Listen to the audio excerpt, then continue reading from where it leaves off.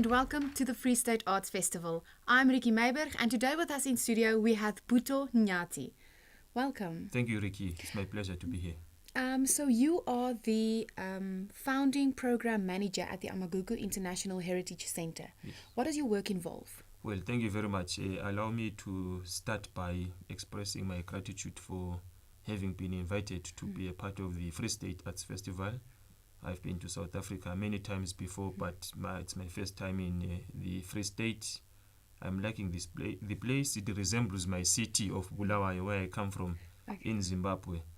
I work for Amagugu International Heritage Center. It's a cultural enterprise in a rural community in Zimbabwe. It's an area called Matopo, and Matopo is a World Heritage Site. So we deliberately set up a center there to facilitate preservation and promotion of indigenous cultural heritage, and I've since 2012 been the programs manager at the center, curating a range of participatory cultural activities to promote Zimbabwean culture.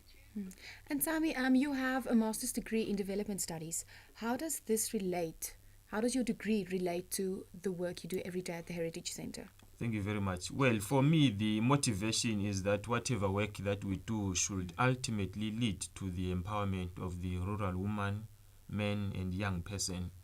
Many a time, the trend has been that practitioners in our Zimbabwean context, artistic practitioners, have had limited academic grounding. But my conviction is that, like any other profession, career path, that is worth its salt, people who are managing the artistic spaces ought to pursue some level of education of sorts. So for me, development studies was the most appropriate qualification to attain, primarily because whatever work that we do as Amagugu, we want to see it empowering positively the ordinary woman, man, and young person in the rural community that we primarily serve. So that enlightenment that I received through the development studies master's qualification is at least supporting me in that regard. But over the past 5 years as programs manager, I've further noted a gap. Development studies is development, but what I do is arts, culture, and heritage. I then applied as a Chevening scholar. The UK, United Kingdom government in Zimbabwe, just like in South Africa, runs what they call the Chevening Scholarship, where they select what they believe are young people with potential in leadership, influencing, and networking. So I applied, and I was fortunate enough to be selected, and I'm happy to inform the people of the Free State that effective September, I will be starting my master's in culture, policy, and management at the University of London. Congratulations on that. Thank you. Then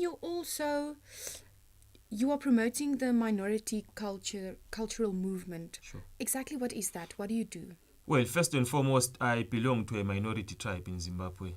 And the tendency is that the majority rules. Well, those are the laws of natural justice, I want to believe. But being a minority, sometimes you feel as if your culture is forgotten. Then I said, but few as we may be, I believe we have a unique story to tell as the Ndebele people of Zimbabwe. So the center is therefore in existence to facilitate the preservation and promotion of our culture. We receive a lot of primary, secondary, and tertiary institutions. We want to teach our young people their culture so that they understand themselves better, how they interpret modernity and so forth, informed by their past, and engender that pride and glory in the context of a world that is globalizing and is largely dominated by Western culture. So for us, it's an issue of profiling the minority cultures, selling them, and allowing the local women and men to benefit some income from their culture, which is unique to them. So it's a cultural enterprise, and ultimately we want to see the minority cultures represented in the global scheme of cultural exchanges. How did you get into the work of heritage and cultures? How did you get into this line of work, if I can put the question that way? Well, I think it's by default, really. I am born of a father who is a celebrated historian in Zimbabwe and has published over 40 publications on Zimbabwean arts, culture, and heritage. So you can imagine from childhood being exposed to that kind of environment. going to shows, art galleries at that very young age. So art was basic fodder for us growing up. So I pursued different career paths with different non-governmental institutions until I landed in the arts, culture, and heritage sector. I had always been a consumer, but effective 2012, I said, no, let me pursue my passion and do what I like. And this being a family enterprise, it allows me to be flexible and do as I please, so to speak. But for me, really, it's primarily about the passion that I'm pursuing. I love the arts, so for me, I'm in a comfortable space. Well, thank you so much for your time. Thank you for joining us in the studio today. We appreciate it. Thank you.